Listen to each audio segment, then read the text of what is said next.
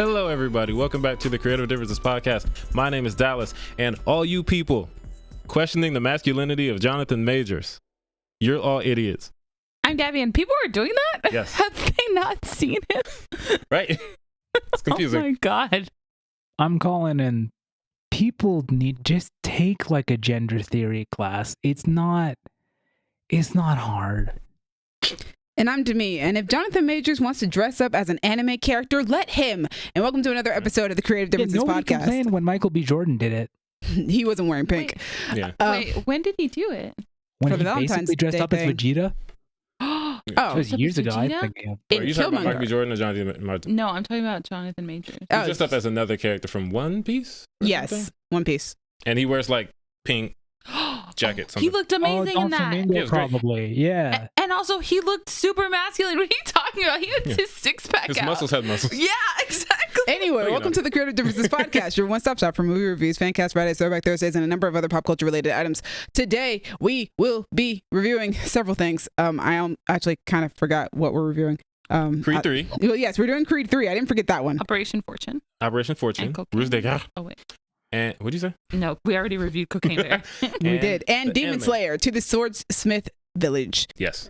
And speaking of anime, before we get into this episode, please like, share, and subscribe so one day I can have my own anime style photo shoot and a bunch of idiots can get mad about it. You could do that now. Yeah, but no one's going to get mad about it because I'm No not one's famous. gonna care. That's No one's going to fair. care if Yeah. I wear I pink mean, boa. some people might care, but not in mass. Not enough people that he wants. I want to make people angry. He wants to I see. cause controversy. All right, are we starting with Demon Slayer? Yeah, let's start with Demon Slayer because I don't have much to say about it. Demon Slayer to the Swordsmith Village, directed by Haruo Sadazaki, written by Koyoharu Godige, I think that's how you pronounce it, and starring Natsuki Hane, Kana Hanazawa, Akira Ashida, Akari Kido, Yoshisugo, I think I got that messed up, man, Matsuka. I know how to say Matsuka, though. Said that one a lot. And Katsuyuki Konishi. And the IMDb summary is, all the upper rank demons assemble at the Infinity Castle after upper six demons defeat.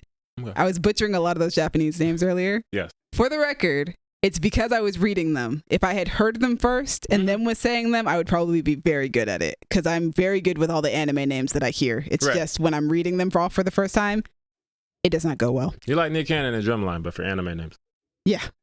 It's my Bro, what? favorite He can't analogy read to use. music. Bro, what? Nick Cannon's character in No, he Drumline. can't read music or something. Yeah, I Yeah. know, but like, But when no. when he's getting it, he's getting it. He's like, bam, I can do it. I can repeat it. I Yeah, just but can't. see, now I'm in the whole thing. So, like, who is she going to face off against on the field? You, I guess. I don't know. Somebody who can read Japanese names better. It's going to be Chaz. Okay. Chaz. I'm going to Can be I ask honest. a question right off the top? Yes. So I've heard from a friend that because this movie is just a bunch of episodes put together, that they run credits for each episode in the Yes, middle of the I was going movie. to say that this isn't really a movie That's what so you much meant. as it is like 3 or 4 episodes of the anime. Oh. Okay. 2 of which I have already seen because I am up to date on Demon Slayer.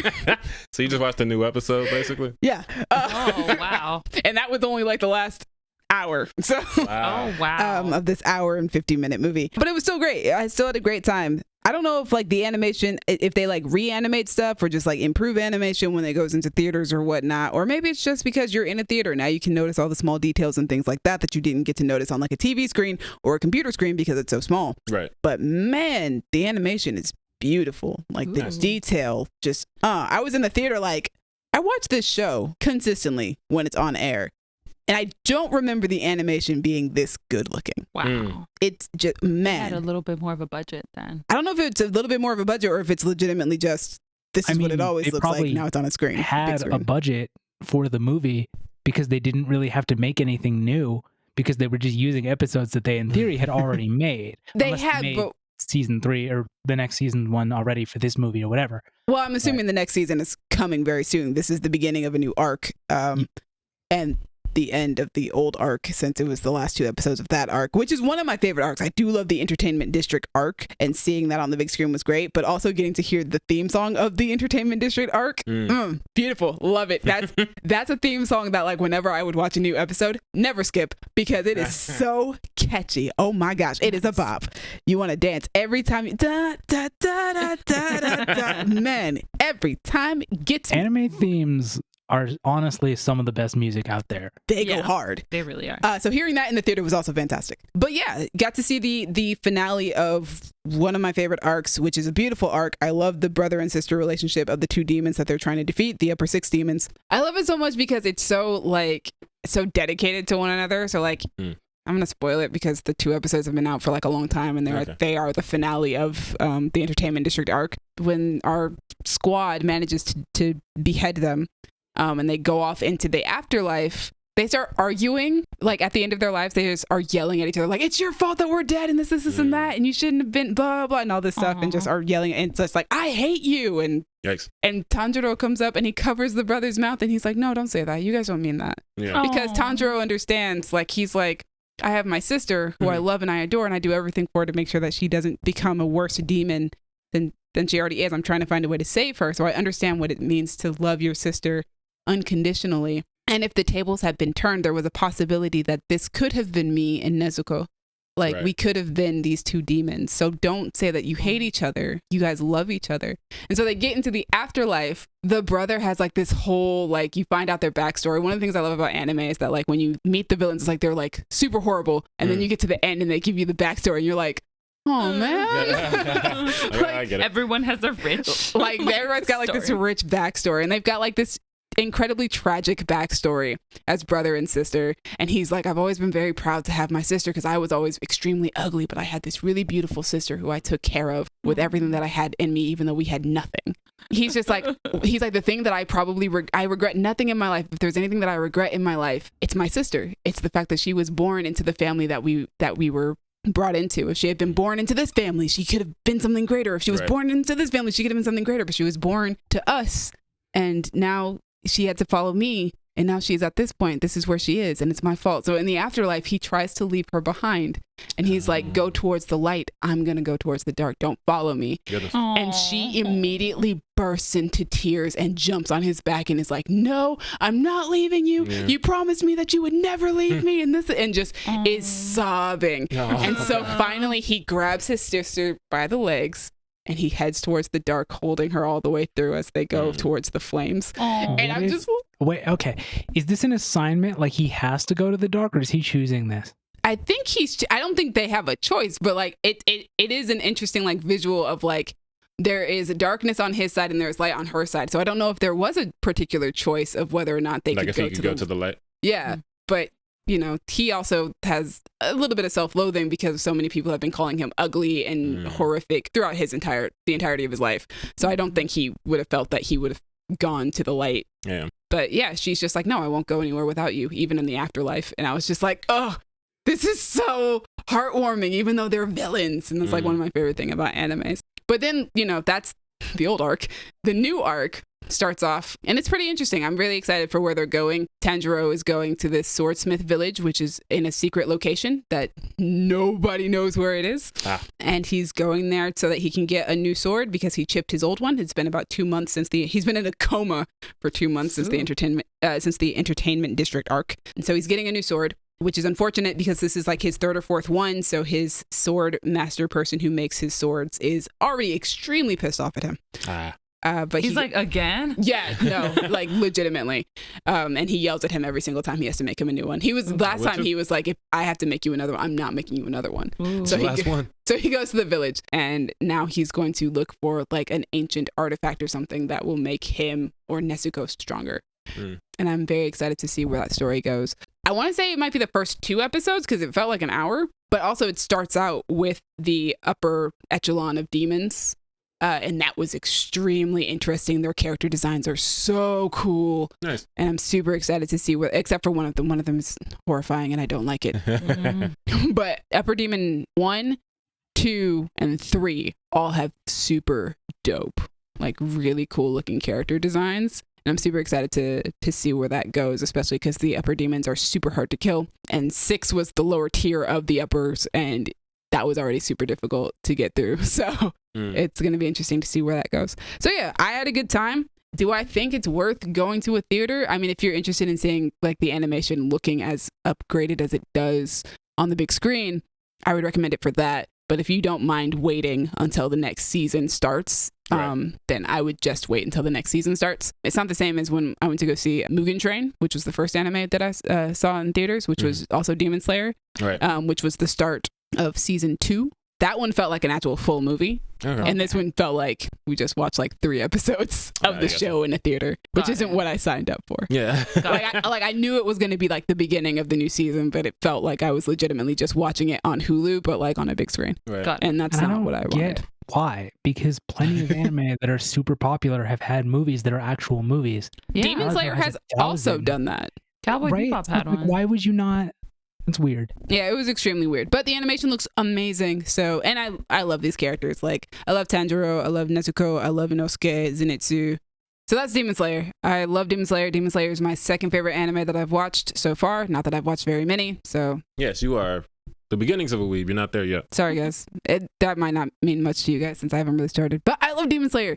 I wish that this had been more of a movie like Mugen Train was, that they could just chop up into episodes, but it wasn't. But it's fine. I'm excited for where the show is about to go. So I'll let you guys know how the show goes when it finally does come back. Woo. Dallas, tell us about Operation Fortune, Ruse de Guerre. Ooh, oh my God. Operation Fortune, Ruse de Guerre. I want to see this movie so bad. I did too, and I did. It is directed by Guy Ritchie and written by Guy Ritchie, Ivan Atkinson, and Marn Davies. Those 2 guys wrote Wrath of Man with him, and they worked on the story for The Gentleman, which is interesting because my Guy Ritchie scale is from Wrath of Man to The Gentleman, because I love The Gentleman, and it's fantastic, and Wrath of Man is not. So you're like, it is not for me. It is not that. It is not. Where does Aladdin fall in there? Aladdin is more on the Gentleman side. Okay. Yeah.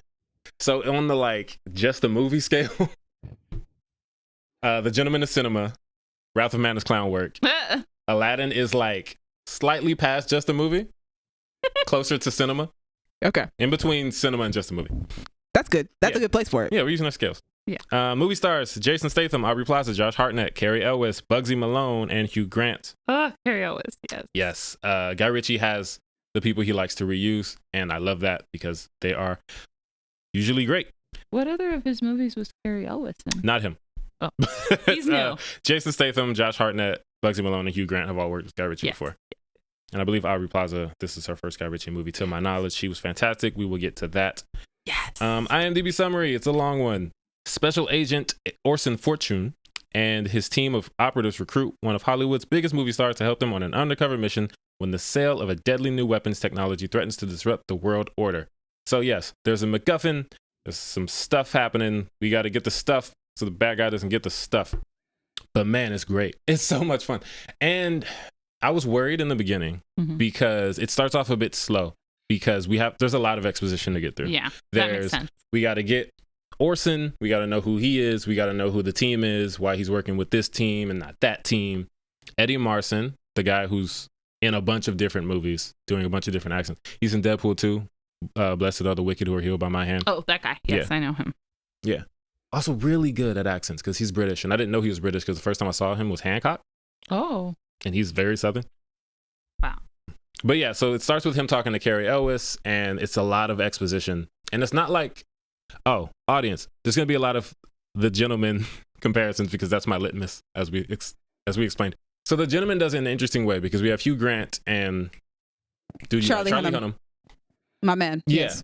And they're talking and they're giving exposition, but while they're doing it, Hugh Grant is being sleazy and he's hitting on him and he's asking for things and Charlie's insulting him. It's an interesting dynamic. This one is a lot more straightforward. But once we get through all that, it gets started and it's so much fun. We get the team together. Everyone is great. Jason Statham is that dude with the hands in real life and in all his movies. In real life? Yeah, he's a martial artist. What? Yeah, that's why he's always beating people up in movies. Holy moly. Almost to a detriment, and I'll say this only because I don't need my hero to get beat up all the time, but they have a certain situation where they're like, all right, you got to fight this guy. They get there and they're like, this dude is a beast. He can fight so well. Orson, be careful. And then Orson just beats him up. It's like, what was the point? So yeah, there's stuff like that. But with an action that's so an action movie that's so comedic, I'm not really too pressed about stuff like that because I'm also there for the comedy. Yeah. I'm watching this movie because I really like Guy Ritchie's writing, and he's very funny. Yeah. And man, everyone's so good. Carrie Elwes is like their Nick Fury, for lack of a better term. Or like Charlie from Charlie's Angels. Kinda, except they don't really respect him. So I guess it doesn't work for Nick Fury either. Because Jason Statham, you know how he plays all his characters. He's going to be a dick to you. Yeah. And they have this contentious working relationship where he's like, I'm on vacation, bro. Leave me alone. Why are you in my room? So it's like M from James Bond. Okay, and yeah, James Bond. Or like Archer and his mom. Yeah. Aubrey Plaza, fantastic. She's amazing. God, she's just so good. What's her character's name? Oh my God. No. She uses a fake name at some point because they go undercover, and I was about to say that, but I can't remember her actual name. All I remember from the trailer is I'm going to shoot him, Danny. I love that so much. Her name is Sarah. Sarah. Her name is Sarah. Okay. And that's one thing about this movie is the moments in the trailer that I was ready for still hit because I was like in it. Yes. And that moment is one of them because they're driving, and I know exactly where it was coming. She pulls the gun out. Josh Hartnett is like, what are you doing with that? I'm going to shoot at them, Danny. And they do this really dope turn in the shoot. And like, bang, bang, bang. I was like, oh, that was really dope. Oh, she's so cool. Josh Hartnett is great. I've loved him since Lucky Number 11. He was in Wrath of Man, but that one wasn't fun. So, but this one is a lot more fun. He's playing the actor. Yeah. So he's not a spy. He doesn't know anything about this. He's terrified. So he's like the audience, kind of like.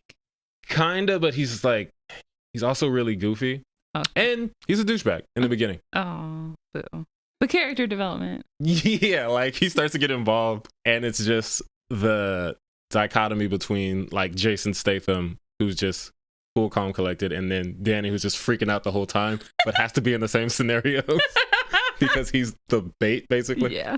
Not enough Bugsy Malone. Oh, boo. Because he was so good in The Gentleman. He was. But was there a music video in the middle of this one? No, we didn't get one. But they do reference him rapping. Okay, good. When Carrie is describing the team, he's going through his file, and he's saying, like, he can do pretty much anything. Like, you know, it's like punching, blah, blah, blah. And he says rapping, slapping. Like, he definitely threw that in there because you know that we know Bugsy's a rapper. Yeah. But I loved it. He doesn't have a lot of big things to do, but he's great with everything he does get to do. Oh, boo. Not enough Bugsy again. Yeah, I was hoping for more. But, you know, he did his thing.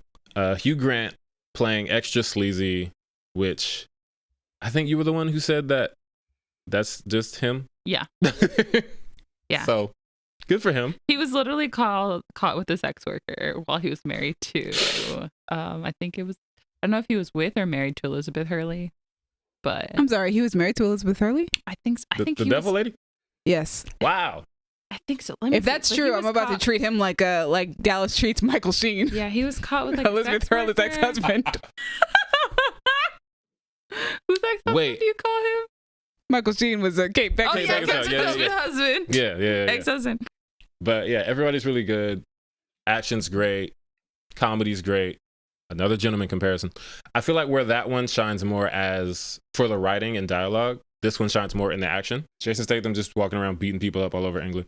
But also his dynamic with the rest of the team is great because you have Aubrey Plaza, who is just giving him a hard time over everything, as she should. He's a Jason Statham character. He's the type to give you a hard time. And now he has to take that from her. And then Bugsy Malone is just in the middle, kind of calm, like just stoically laughing at them. But like the one scene in the trailer when he comes out of that big house after having to fight security, and he's like, you said it was clear. And she says, I said the front was clear. And he looks, he's like, front, back, right, wrong. She's like, rah. It's just like, Aubrey's so good. I need to see more Aubrey Plaza stuff. I've seen a lot, but I'm always down for more. White Lotus. She's not particularly funny in that show, though. She's not. It's a drama. But she's... she's in it, though. I guess, yeah, that counts. She's fantastic in it as well. Yeah. I'm going to lean more comedy for now, but then maybe circle around to that. But yeah, it's she's a really still good her movie. usual deadpan self, though. Yeah. Of course.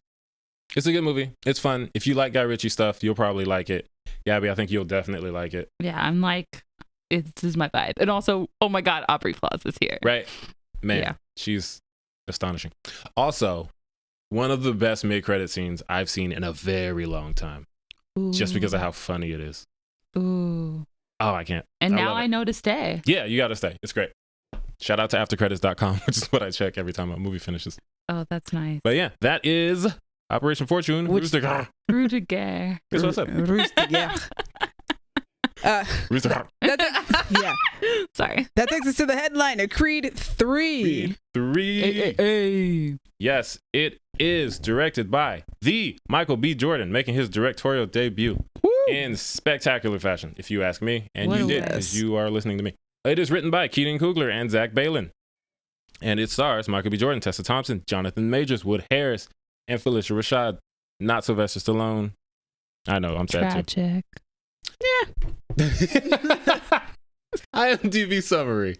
Adonis has been thriving in both his career and family life. But when a street nigga from his childhood Stop that. Dallas. and former boxing prodigy resurfaces, the face-off is more than just a fight. Dallas. That's what it says. No, it's not. Check IMDb right now. Let's talk about it, to me. Let's do it. So, initial thoughts. I thought it was great. This is one of those movies that I wish I had seen twice before reviewing it. Yeah. It wasn't what I expected it to be, Okay. but also at the same time, I feel like I should have expected it to be. Okay. What did you well, we'll get into that. I think I expected more of the Rocky formula, and I think this Okay, one yeah. definitely breaks that makes sense. formula that we've gotten so used to over the years. Yeah. So I kind of want to see it again because now I know that it breaks that formula. So I Okay. just want to see it with those eyes instead of expecting like what we usually get. Mhm. But I thought it was great. I Same. mean, like you said, Michael B. Jordan did such a fantastic job directing it, and he clearly has a unique style, which gives it a very different vibe from the previous Creed films and Rocky films. Yeah. I agree. I love this movie. This is my favorite Creed movie. I was which is wondering.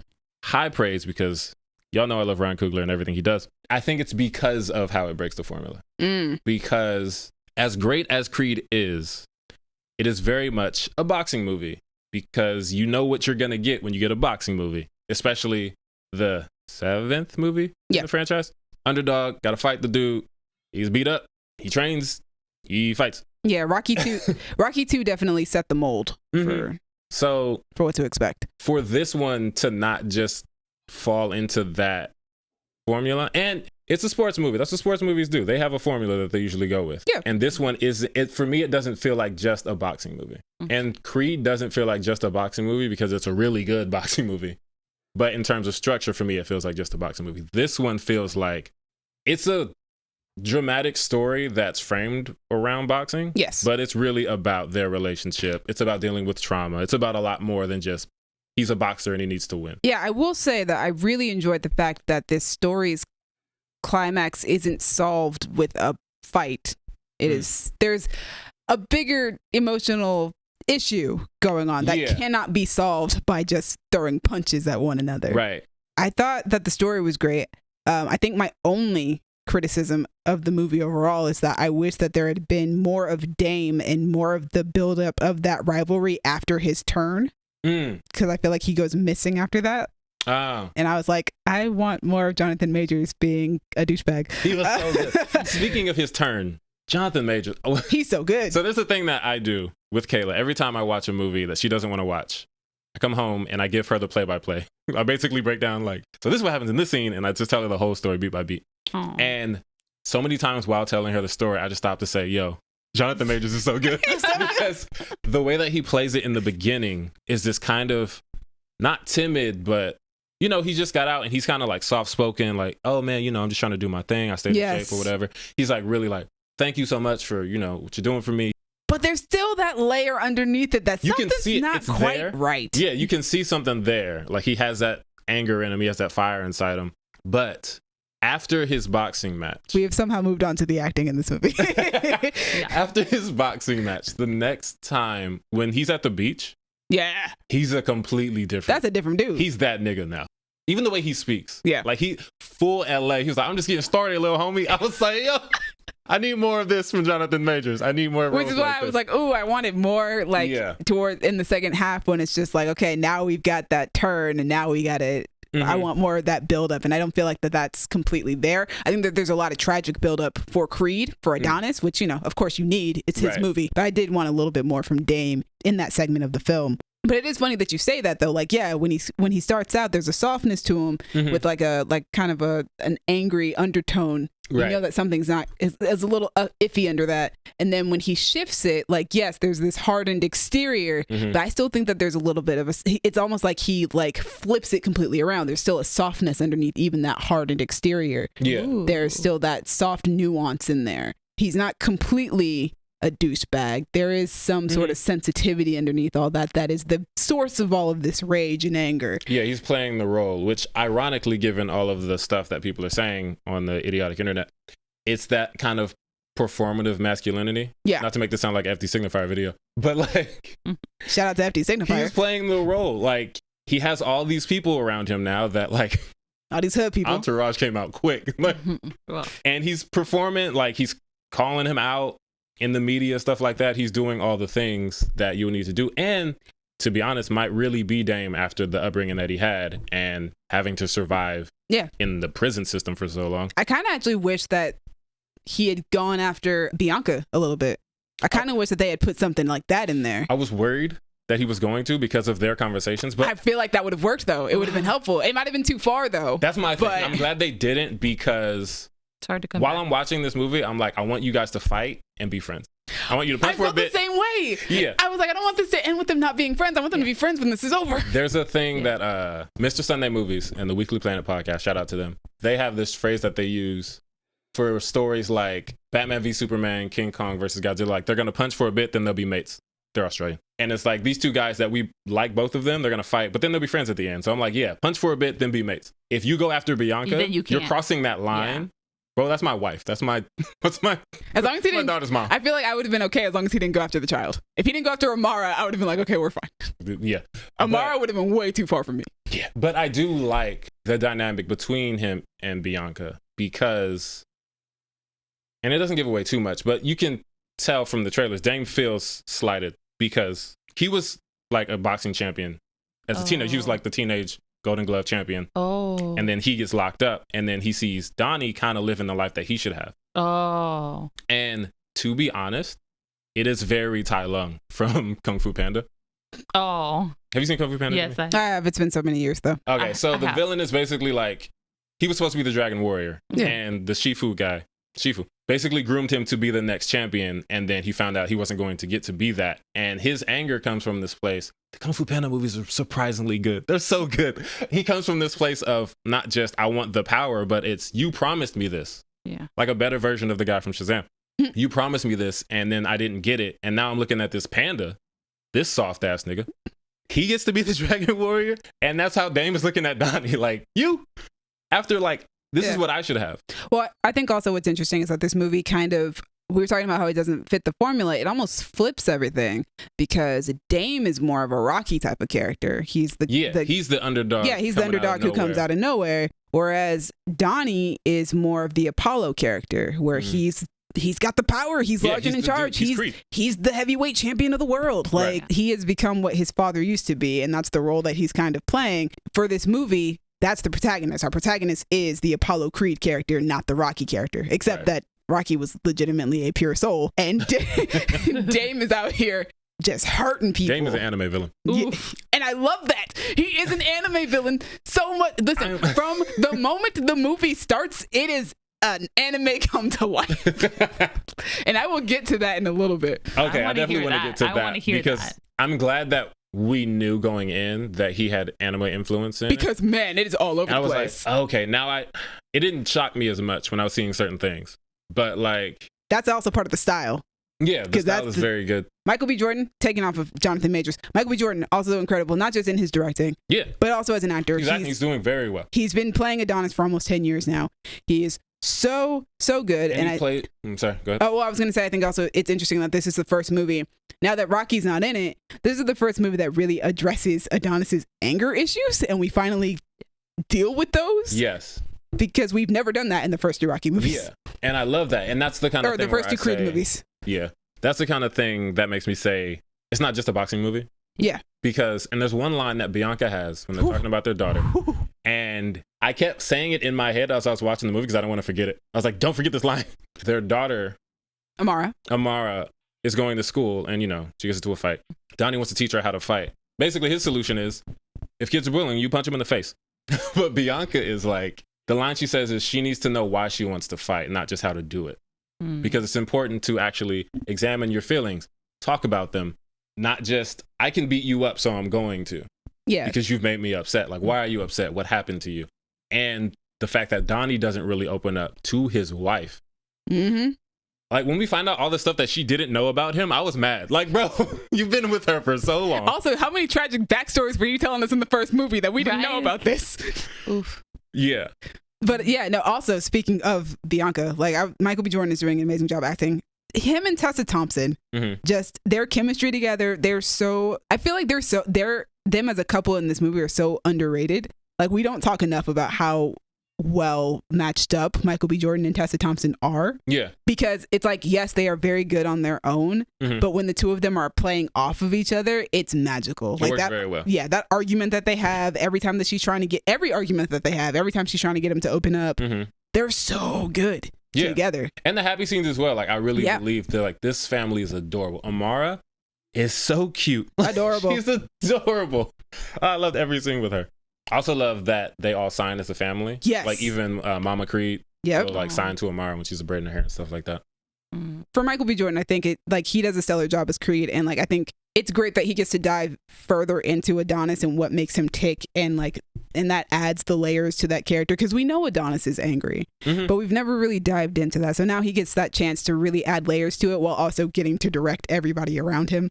Yeah. Like, that trio, just Michael B. Jordan, Jonathan Majors, and Tessa Thompson, just put all three of them in another movie together, because that would be fantastic. They're so good. They're all so good. So good. And then, man, the action sequences, the boxing sequences from the jump, from the moment this movie starts, I'm like, oh, this is just straight up an anime. Yeah, he went all out in a way that, even though I was expecting it to be different, I didn't expect him to go that hard. Surprised me a bit with that first one. Yeah, well, even the final fight. That one too. I haven't stopped thinking about that final fight scene. Like, I think the final fight scene might be the best one in the Rocky franchise. Like, it might be the best fight scene in my opinion. Like, it's my favorite one. I loved it. It's so good. And it does more, I keep saying this, it does more than a boxing movie does. A boxing movie is just going to show you a fight, but it's going to be shot really well.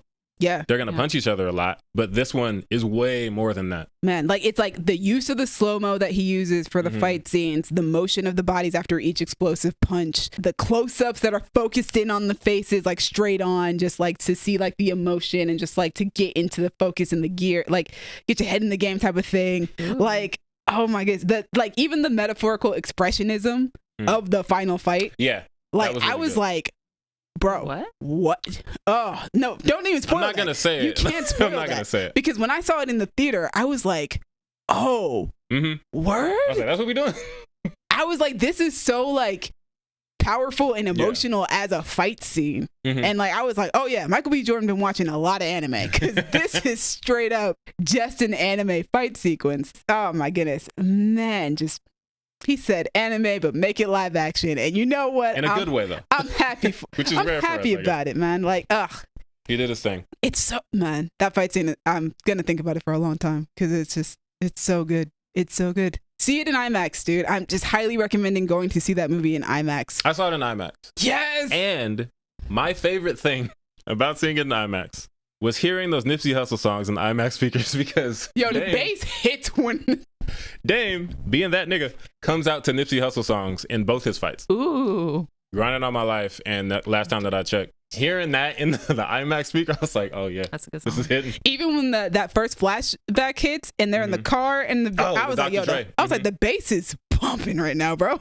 I was like, I'm gonna love this. I'm gonna love this movie. Yeah, it's so good. It's so good. Yeah, Michael B. Jordan, he did a great job. But let him do action movies, because man, his sequences were just so good. It's so good. Those punches, I was like, yo, I actually that hurt. Like it was funny, because I was remembering us watching the first Creed movie, and we were like, oh man, that looks like it hurt, because like these are real boxers, and like, yeah, that looks like the proper form of if you hit somebody that would hurt.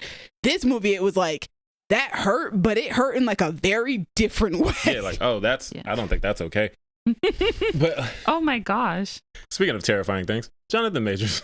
2 for 2 on the phenomenal performances in the last month. This dude He's so scary. Like I said on Facebook, Diamond Dame would dog walk Kang the Conqueror. He would.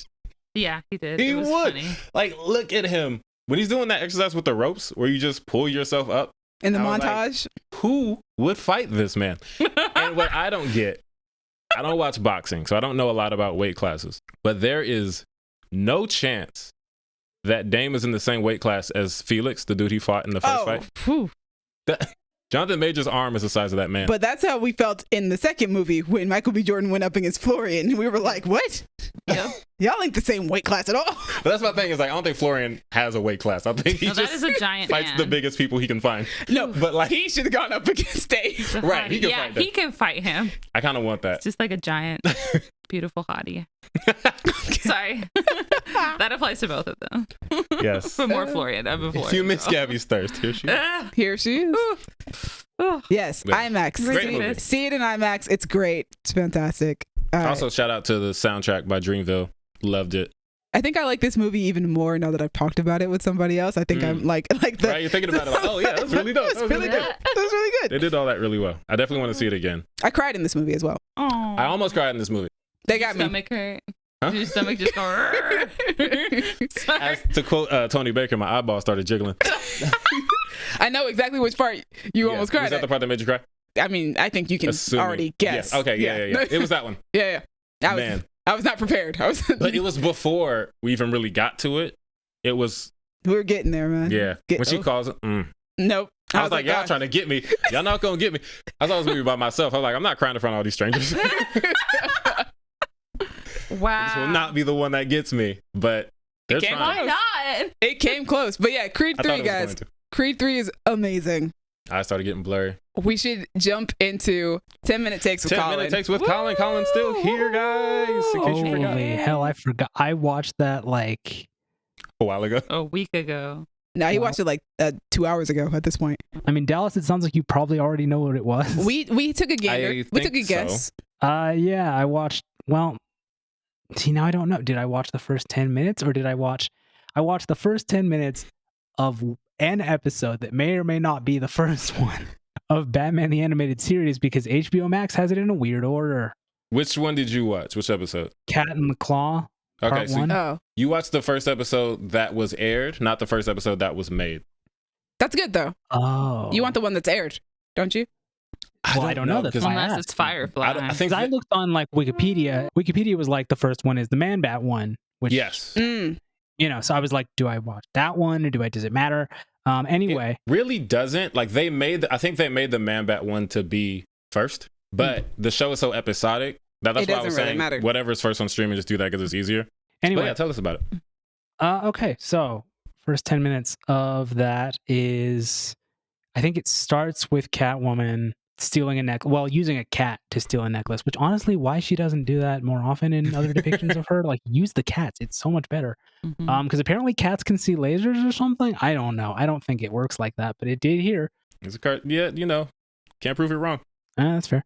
I mean, probably can. They're cat scientists. I Anyway. got a cat. And she's like, I'm gonna take this necklace. And she goes. And then Batman's like, yo, what the fuck? And she's like, hey, I'm out. She does some running. He does some chasing. You think she's gotten him, but then, haha, I'm here. And then Wahaha. hashtag sexual tension. There definitely is some sex. He says he has to like clip her claws or something. Like, come on, Ooh. bro. Bro, this Yeah, is we your would love first this time episode. meeting her and you're already like jumping them bones. Yes. Honestly, Weird. I get it. Weird. Anyway, so they have, that sort of meet cute, if you want to call it that. And she like throws some trash cans on him or something, and that's what she's able to get away. But then he saves her cat. It's a whole thing. Anyway, then we cut to like an auction for something like, bet on this and it helps save the wildlife or whatever the fuck. The thing that they're betting on is a date with Bruce Wayne. And so all these women are like, yo, I want that. Yo, I want that. Yo, I want that. And then Selena comes in like, yo, $10,000. Give me that fucking date. And so she wins. And then he Nice. goes to talk to her and she's like, I don't actually want the date. I'm just doing this for the fucking animals. Fuck you. Yeah. Oh, He's like, nice. nah. Like, he says, like, you bought a date with me and I'm honor bound to do that. You'll find that, like, I'm something like I don't quit easily or some weird kind of gross shit. I didn't love it. I didn't love that line. Yeah. And so she's Ugh. like, all right, fine, we can do lunch. And he's like, all right. And that's where the 10 minutes ends. Oh, wow. Nice. That's a lot. You didn't even get to the villain. See, this is why. Stop making shows that are an hour long. Last time I did a 10-minute take, That's if you just on asked an me hour, what that though. episode No, was it's not. about. It's just a 2-part episode. Yeah. No, but that's what I'm saying. The last time I did this 10-minute take, it was an hour-long episode. And you got nothing. And I got nothing. I would Yeah. not be able to tell you what that was about at all. This one, so much happened. Yeah, you got like So halfway much. through. Yeah, and it's like, bruh, this is how you lure me in. The last one did not lure me in. Now, I knew what it was about, so I wasn't going to keep going anyway. But Right. like, just based on the 10 minutes, oh, my mom died, I'm sad.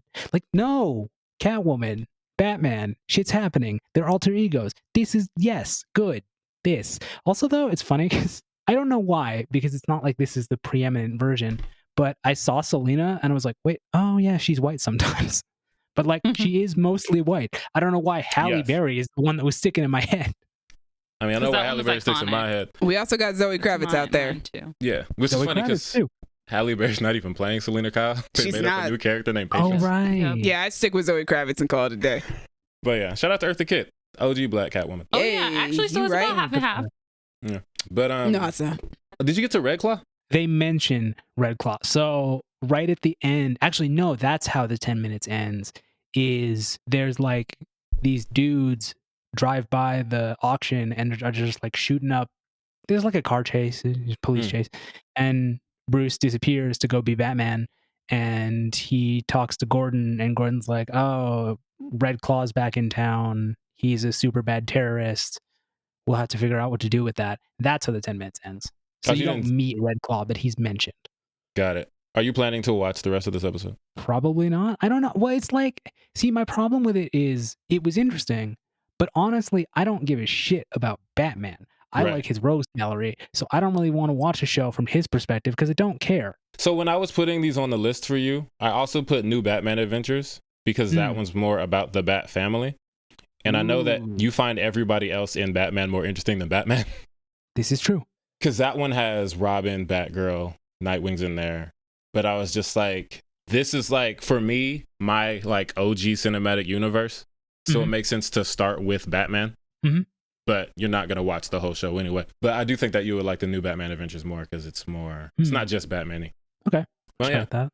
But yeah, I'm glad you watched it. It's one of my favorite shows ever, and I'm glad I was able to share it with you and that you didn't hate it. Yeah. Love It was that. solid. Love that for me. Also, oh, what's up? Quick point of clarification. This show was made by the same dude who made the Killing Joke movie that we don't talk about? Yes. Cool. Thank you. Did he make that movie? Bruce Timm was involved in that. Okay. That's why the Batman Batgirl thing. Yes, this is the guy who was like, get that Batpipe, Batgirl. No. Dallas. He's a weird dude, but Get he's piped by really your good. Father figure sort of. I don't you know. I don't need that to be. Yeah, I the- hate that, but I didn't need that to be the what came out of your mouth just now. Yep. Oh, actually, you know what? Bruce Timm wasn't involved in that. I could have sworn he was. I thought he was. Because I I know thought he it did that was the whole before. thing because people were like blaming him, like, "Oh, Bruce Timm's so weird." I mean, they blame him because that's a thing that he did in Oh. other stuff, and they used it for that. Oh, okay. He's an executive producer. Okay, that makes sense. That's what it is. Alrighty. I was like, I remember his name being involved. Glad you watched it. Yeah. I will stop bothering you about it. I think we should do what you've been watching just for Gabby. Me and you have talked about some stuff, so Yay, I get to say something. that's Gabby's why. going to say something. Woo! Okay, so I just started a new show. I think it's on Fox. It's called Animal Control. Oh, I saw the I've ad been for meaning that. to watch that because Gabriela De Faria is on it. Who does she play? She plays somebody's girlfriend. I think she's got a recurring role though. Okay, I have not met her yet. It's one with Joel McHale, right? Yeah. I think she's playing his girlfriend. Okay. So, Animal Control is an American sitcom on Fox. It is created by Bob Fisher, Rob Greenberg, Dan Sterling, and it stars Joel McHale, Vala Lovell, Michael Rowland, Ravi Patel, and Grace Palmer. All right. So far, there are 3 episodes out, and this show is delightful. So Joel McHale is just playing the same person he played on Community, let's be Oh, honest. love that. So it's that sort of like gruff, was it arrogant, sort of like, I know more than you about life character. Yeah. And so the story is that he used to work for the Seattle Police Department. He uncovered some, what do you call it, some corruption, and instead of like fixing the corruption, they just fired him. So now he's like sort of bitter on working on animal control, but like he has formed this sort of found family in animal control. Every character's great. Mostly it revolves around him and Michael Rowland's character, who plays Fred, aka Shred Taylor, who is a former professional snowboarder, but he like fucked up his knee, I think, in an accident 3 months before the Olympics. But instead of being like bitter, he's just like really happy about life and loves life. Even though like, you know, he ruined his knee before the Olympics and his dad passed away and it's just like him alone in Seattle because his mom lives in Florida. But like, even though his backstory is sort of sad, he's like a happy-go-lucky sort of Jake Peralta sort of character. And then there's Amit Patel. He's like a father of like 3 and it's so cute. Normally on the show, he's dealing with or talking about problems with his family or his kids, to the point where like his kid is like toilet shy and he has to sing him a potty song, and everybody in the office knows the potty song and sings it. Then there's like Emily Price. Emily is like this Australian. I think she's Australian. Let me double check. Sorry, no. Emily is their manager. Okay. Grace Palmer is the other person she's funny. Anyway, so Emily is their boss, who's like really shy. And she just wants to please everybody. She's delightful. And then Grace Palmer, she's the last person that's like on the animal control team, like the center, the main characters. She's just like this Australian party girl. And like the more you hear about her, the more you're like, what is your life? She's like the type of person that's like, yeah, I woke up naked the other day in like some apartment that she didn't know how she got there. And they were like, what about everybody else? She's like, well, everybody was obviously naked too. And you're just like, what is your life? And like they found better, right?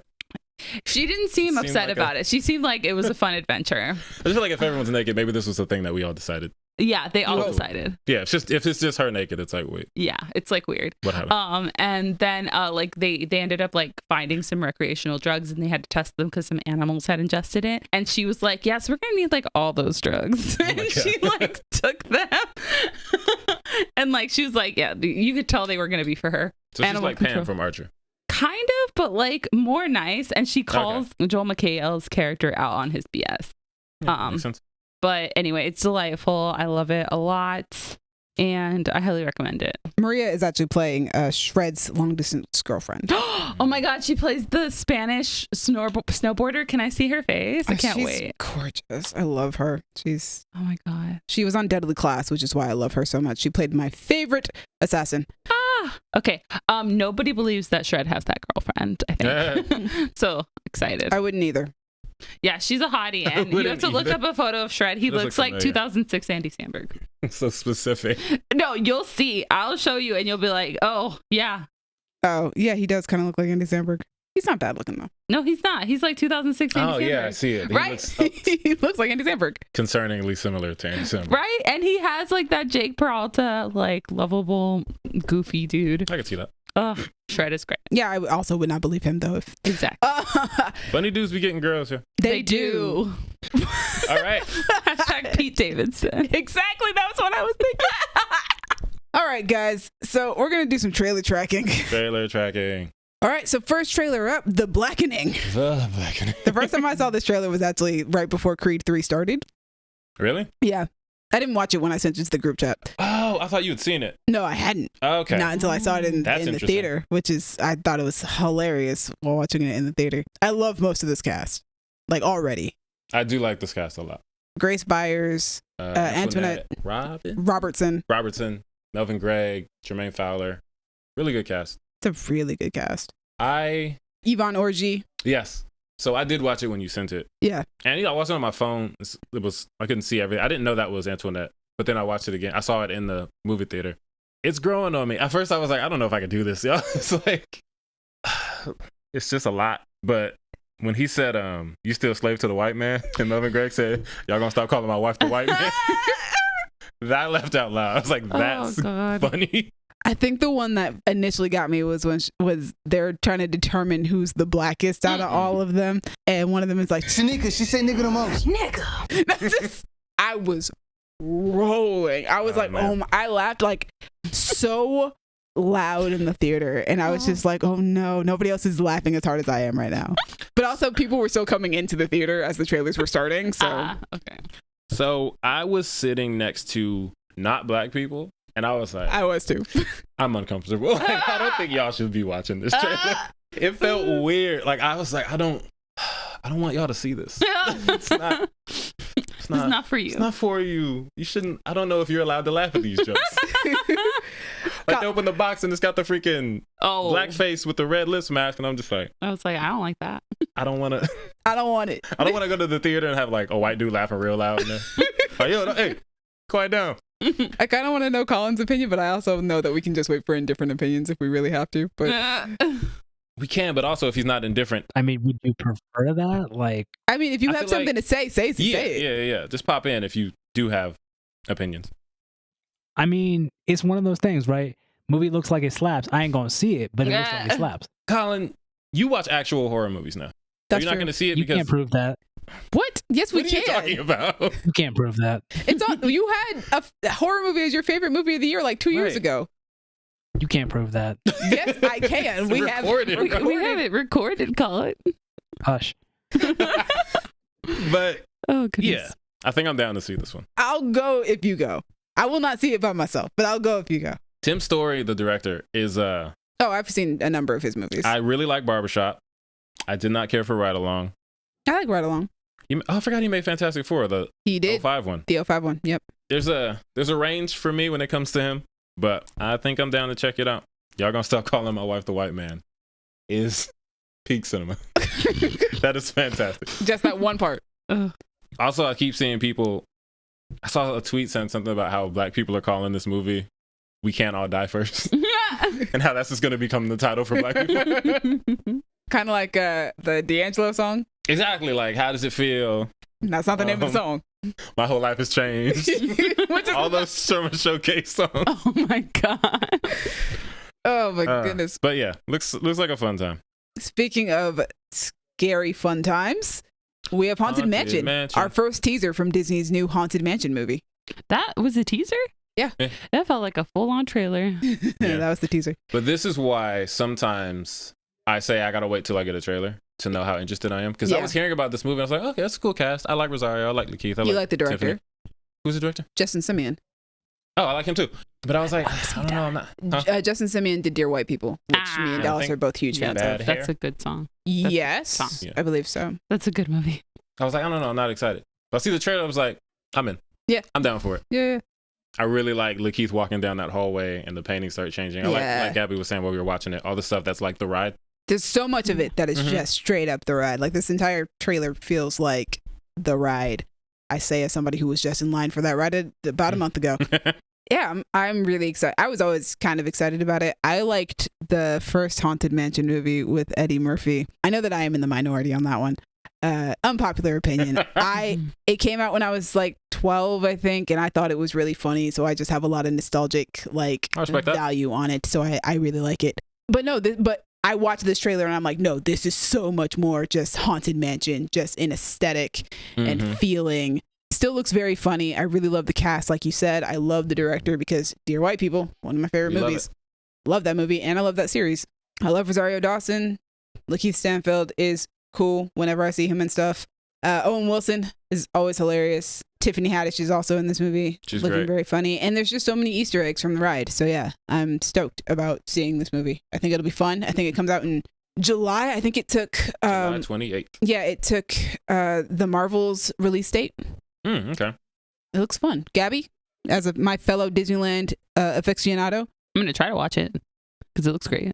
Okay. I was like, are you going to try because it looks scary? Or no, I mean, the scary bits I don't think I'm going to like, but it looks like great. We obviously weren't quite we were getting hints of the plot or the overall plot, but which is just mom and son moves into house. It's haunted. Gotta get the ghosts out. Yeah, exactly. Lakeith Stanfield looks cool as hell in it. He looks when he's walking down that hallway. Yes. And that fit, I was like, yeah, that's a good look. And also the hair that they did with it looked really, really cool too. He looks like a pirate mystic because of that jacket. I can see that. Also, this is so different from other, like, Lakeith Stanfield tends to do like more adult projects, not really, like stuff for children. So I'm interested in seeing him in a children's family movie. Yeah. Same. And I like the rest of the cast, so I'm excited. I'm excited to see the kid Chase Dillon, who last I saw, he was in Heart of They Fall getting his face sliced by Idris Elba. because I'm always excited when I find a child actor that I like, because when we end up doing a fan cast and I need a kid, I can like, ha! I don't have to. All the Stranger Things kids are like 25 now. So yep, they are in their late teens. But yeah, and they're starting to look it for sure. Yep. Also, I don't know who the woman is with the. She's like a top hat. She's kind of dressed like Baron Samedi, which I don't think that would be Baron Samedi, because I don't think you would gender.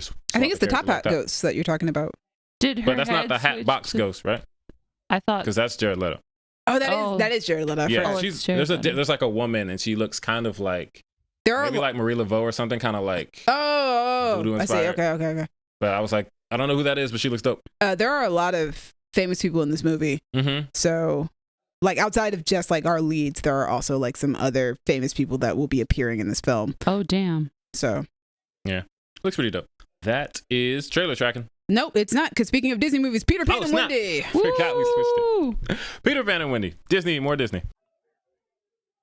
I feel like you guys. I am. I was like, I feel like you guys should start before I just start word vomiting about my excitement for this film. All right. So here's the thing about this.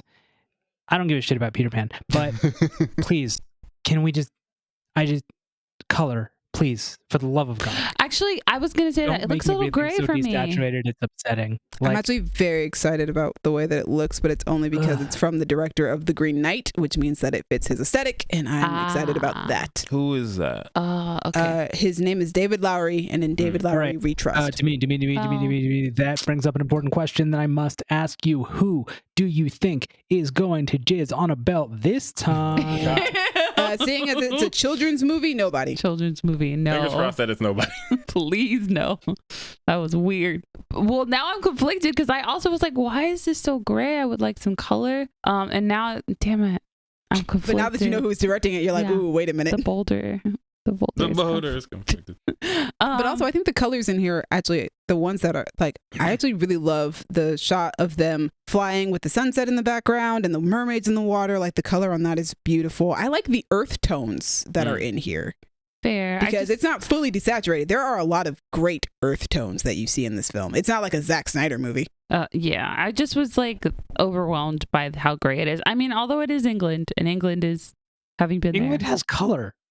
It's not. So wait, Gaby's face when she's is a place in the she world. was like, does it? Yeah, but it's a colorless place. I did go. To be honest, I went to England in December, January. Like, if you want to talk about the weather, okay, but then you counteract the weather made everything else gray. Who have color? Yeah, there was a lot of. It was a lot of gray there. I've never been there personally. So I haven't either. I just like to. Gabby says she's been there, so yeah, I went. So have I, and I don't remember it being gray. I remember it being like any other place in the world, with all the normal colors that come with any other place in the world. Are you sure about that? But I also went in like December, January, so the sky was really gray, like all the cobblestones, the city. I mean, the sky. No, the sky was gray. There was some green because of all the grass and how much it rains there, but all I remember is stone and gray skies. Anyway, back to this trailer.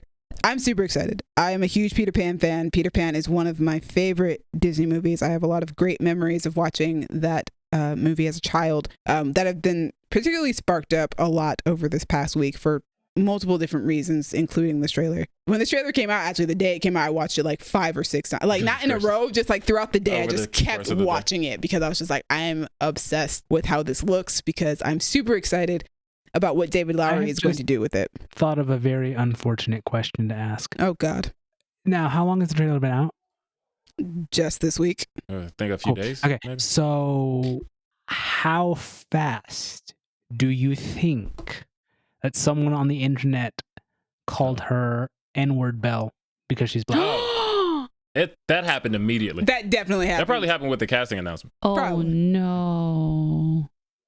Yeah, I'm not. That's messed up. I hate that we've come to this point. I hate it from like, actual racists or anyone who's not black. But I do listen to a podcast where they only refer to Sam Wilson as Nigga Bird. No. No, but see, they're all black though, right? It's not the hard R. Yeah, it's Nigga Bird. Yeah, that's fine. Which is terrible, but also hilarious to me. Shout out to Frames Per Second podcast. Away from the awfulness of the anti-woke brigade, because they are all over this trailer right now. Oh, Lord. Also, like, It's I don't know. I don't get why everyone's upset with like little girls and a Tinkerbell just not being what she was before. Because it's They're not racist. what they're used to and they don't like it. Adding people of color to something means that it's bad. I did see somebody say that like she's apparently more sexualized in this trailer, and I was like, did you see the Disney movie? Are we Right? watching the same film in the same Girl We're was not. horny Exactly. in that Tinkerbell been horny movie, forever. like, Right? from jump, and it feels like they made her less horny in this trailer, and I'm like, you know what? I I'm don't okay see- with that. I mean, I just watched it, before we started. I didn't see anything sexualized about Me her. either. exactly. She was But just normal. it's just people being racist. You know how they be. They just be racist, and I hate Blacks are inherently sexual. it. I hate Ah, it. I Anyway, I want to talk about the positives about this trailer, Yes. which Yes. is one of them is Yara Shahidi as Tinkerbell. I love Yara Shahidi. I'm excited to see what she does as Tinkerbell, what they do with the character, whether Yeah. she talks, whether she doesn't, if she just does her tinkling bells things, that's why she's called Tinkerbell. And if we're gonna stick to the book, where it's Tinkerbell is so small that she only has room for one emotion at a time. Aww. I'm super stoked about Ever Anderson playing Wendy. I love the fact that this trailer is focused in on Wendy because even though the book is called Peter Pan, it's kind of mostly about Wendy. It is about Yeah. Wendy coming to the realization that it is time for her to grow up and to put away childish things. Aw. Like that's the entire point of the story. The story is about Wendy. Peter Pan is a very significant portion of that story because he's the one who helps her realize this because he kind of makes her play the mother figure to these lost boys. Right. I kind of like that the trailer decides to focus on Wendy. I'm glad that it's called Peter Pan and Wendy because it is very much Wendy's story as much as it is Peter Pan's. The Lost Boys look like a lot of fun. I'm curious as to how it's going to work with them having girls involved in the Lost Boys. In the books, it is said that girls can't be Lost Boys because they never fall out of their prams because they're much too clever and too smart for that to happen. Aw. Oh, I heard that. I heard that in a video. Yeah. So that's like the explanation in the book. So it'll be interesting to see how David Lowery handles having girl Lost Boys. Okay. Disney is shit and won't do it, but they could just all be trans. Okay. There's your answer. They were born male and then they transitioned, but that's fine because Oh. technically, Okay, I see what you're saying Yeah. now. I see what you're saying. Gotcha, Okay, gotcha, understand. Gotcha. Understood. Like I said, David Lowery is directing. I loved The Green Knight. I've been excited about the fact that he's doing a Peter Pan movie ever since I saw The Green Knight. He also did Pete's Dragon, which is considered as one of the best live action Disney movies remakes that they've done. How did that fare? Because like that came and went, and I was like, "What?" I've seen it once and I need to rewatch it because I don't remember much about it. But everybody who has actually seen it really loves it. But it is also not a movie that is very well known amongst other people. Yeah. So, but most people who have seen it are like, yo, it's fantastic. Okay. Plus, Bryce Dallas Howard is in it. Oh, okay. But yeah, I love everything about this trailer. This trailer makes me happy. I'm excited to see it in April. I'm so happy it finally has a release date. I'm so excited to see Jude Law play Captain Hook. It was Jude Law. It was Jude Law. It Yeah. was Jude Law. Oh my god, he was unrecognizable. A lot of people are complaining because they're like, how did you desexify Captain Hook? And I'm like, I'm pretty Have sure they he's... yet? Because we don't know. We haven't seen this movie. Well, no, people are like, What's he's going on? ugly. The sexual, like, so Yeah, they're calling Tinkerbell sexualized, even though she's not, yeah, and they're just saying you made Captain Hook not unsexy. sexy. Yeah. I think it's because they made Jude Law unsexy. But No, like- it's Captain Hook and Jude Law. I mean, there are people out there who think M&Ms are supposed to be sexy. So like, Yep. there's some different holes for different souls. That's This- how Lynn says. Yeah. This trailer talk is going for a while. But I do not say that. That came from you, and it always actually is something that you say. also very happy they actually cast a Native American woman to play Tiger Lily. Thank God. Yeah. Thank God.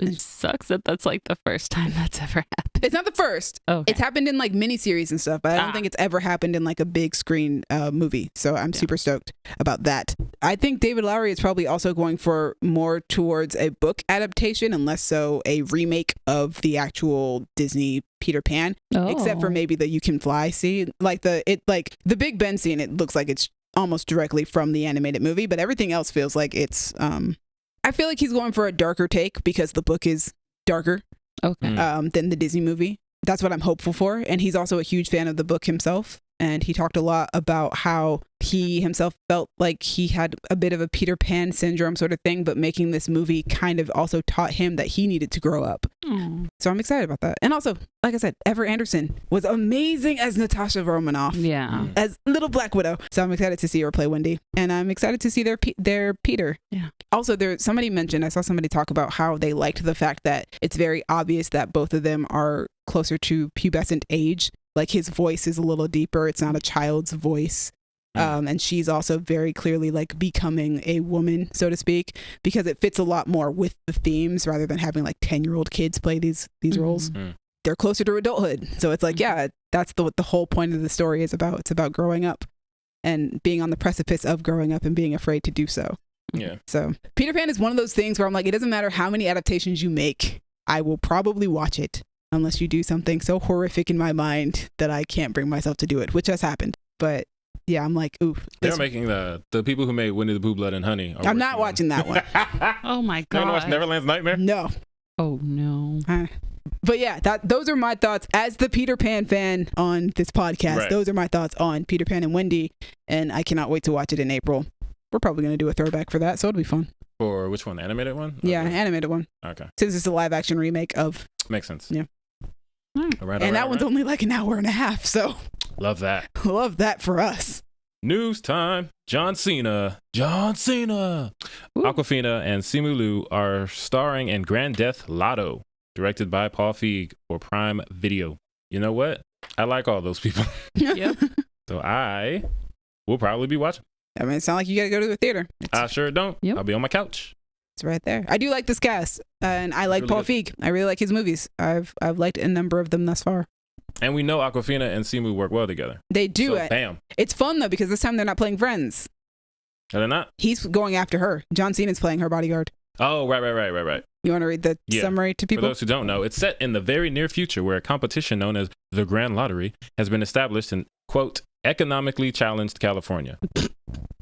As if we're not the eighth Right. highest economy in No. the world. No. We're about to surpass Germany as the 4th economy in the world. Jesus. All Yeah. right, Cali. If we haven't That's already. an apocalyptic story for us. Yeah. It's like if But everything as the goes film's horribly wrong. official logline explains, there's a catch. Kill the winner before sundown and you can legally claim their prize. Ooh. That is crazy, and I love it. The logline continues. New LA transplant, Katie, Awkwafina. Ugh. She's playing another Katie. Like transplants. Accidentally finds herself with the winning ticket and must join forces with amateur jackpot protector, Noel, or Noel. Probably Noel, I don't know. John Cena. To make it to sundown in order to claim her multi-billion-dollar prize, all while dealing with Noel's protection rival, Lewis, which is Simu Liu. That's funny. Who also wants to get her to sundown in order to claim his rich protection commission. Nice. So wait. She has 2 bodyguards, I guess. And they're Yeah, I guess like, he's not going private. after her. Oh. He's trying to compete with John Cena. Then I Yeah. misread They that. both want to get the commission for protecting her. Oh, interesting. Ooh, this is gonna be like a buddy like Buddy cop film, story. but It's not. like a yeah. buddy triangle. Yeah. That It's sounds a fun. Hitman's wife's bodyguard. Yes. Oh God, can't wait. But yeah, I think that sounds ridiculous, and I think it sounds fun. Mm-hmm. And I like the cast. Yeah, this guy. Also, Paul Feig is very good at comedies. He made Spy and Bridesmaid. He made Bridesmaid. Yeah. He also made Ghostbusters 2016. Mm. He did Last Christmas, and he did The School for Good and Evil. Nice. Cool. I think those are his 3 most recent films. I think. And also A Simple Favor, which I adore. Ooh, that's him. Yes, that is him. He's so talented. I'm with it. Yeah. Next up, Next up is Clancy Brown is in The Penguin as Salvatore Maroni. I love this. I do I love too. Clancy Brown. He is obviously not just a voice actor, No, but I it's know not. him mostly as a voice actor, and I'm always glad when people I know mostly as voice actors are doing more substantial live action roles. I know But him. it's Mr. Krabs, bro. Yeah. Oh my Mr. god. Krabs. I know him as a mixture of both live action and voice acting. So, He's especially- also Lex Luthor in the DC animated universe. yeah. He was on the most recent series of Dexter. Right. He's in a number of things, man. Especially live action. I've seen him in a number of things. It's going to be really cool to see him play Maroni. It just feels like such a good fit.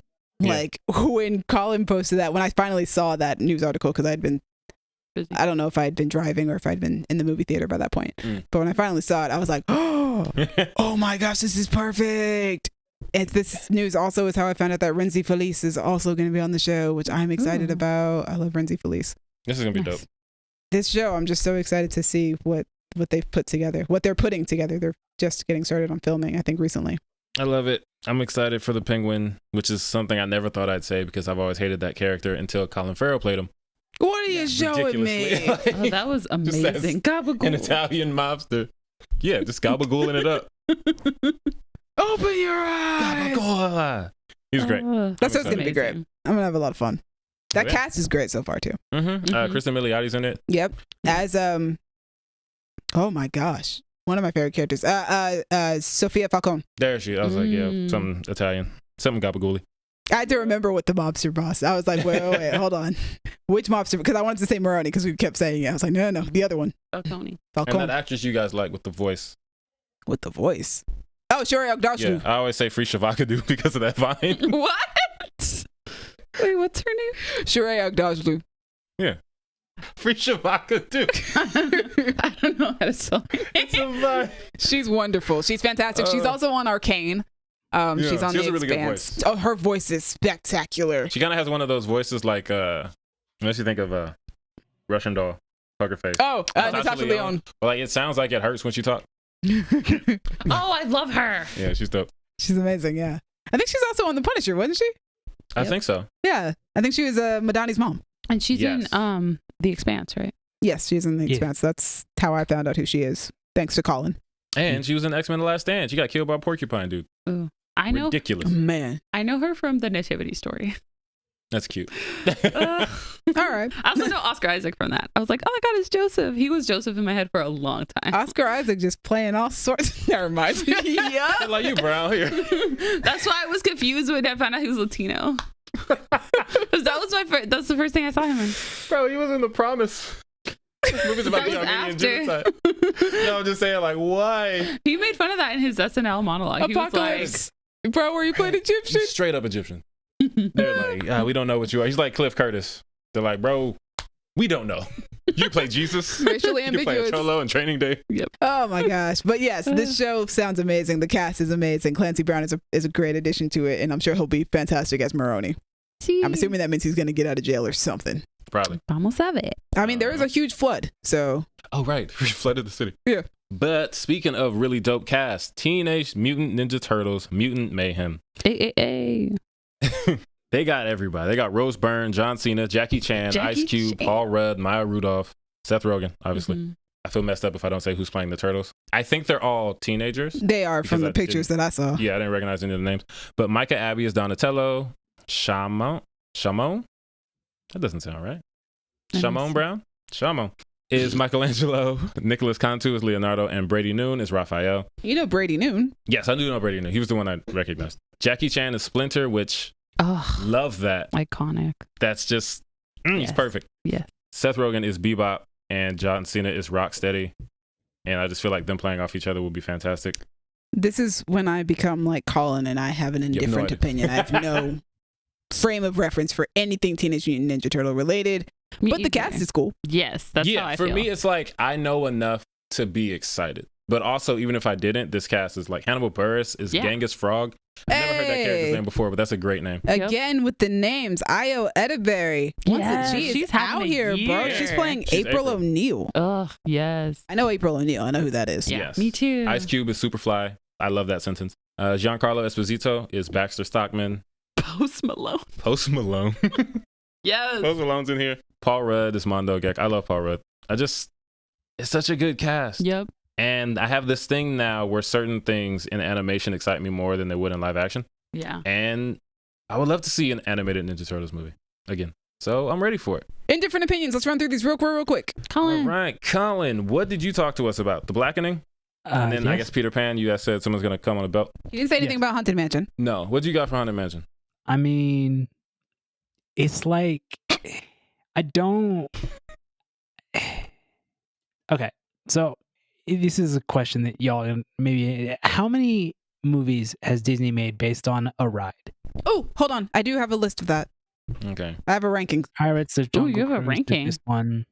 I do. There's 9. 9? Holy hell! Well, I'm counting Tomorrowland because it's not necessarily a ride, but it is a land at Disneyland. But yeah, we have all 5 Pirates movies. All right, there's a bunch of those. Mm-hmm. We have Jungle Cruise, Oh, yeah, Tomorrowland, The Haunted Mansion, and The Country Bears. The Country Bears. See, I have seen 3 of those. Okay. You didn't see all the pirate movies? No, I didn't. I sort of dropped off.